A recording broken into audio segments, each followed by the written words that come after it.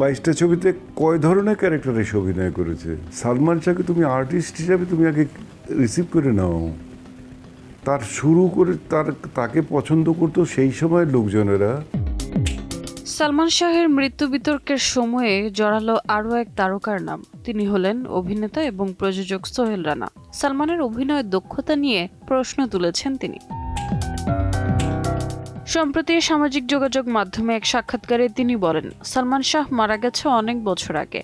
বর্তমান প্রজন্ম তো তার ছবি দেখেনি, তাহলে তারা ফ্যান হলো কিভাবে?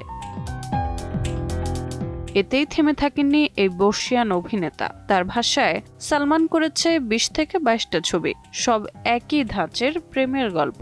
চরিত্রের বৈচিত্র্য কোথায়? এমন বক্তব্যে বিস্ময় প্রকাশ করেছে চলচ্চিত্র প্রেমীরা।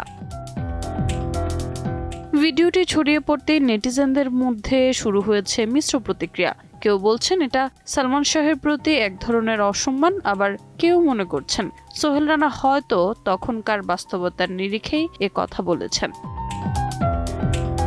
তবে যখন সালমান শাহের মৃত্যু নিয়ে চলছে নানান জল্পনা কল্পনা, তখন এমন মন্তব্য ভক্তদের কাছে শুধু মন্তব্যই নয়, আবেগকেও আঘাত করেছে প্রচণ্ডভাবে। কারণ তাদের চোখে সালমান শাহ কেবল একজন নায়ক নন, তিনি এক অনুভূতি, যিনি আজও জীবন্ত বাংলার পর্দায় ভালোবাসার রূপলে আলোয়। রোজা চৌধুরী, সময় সংবাদ, ঢাকা।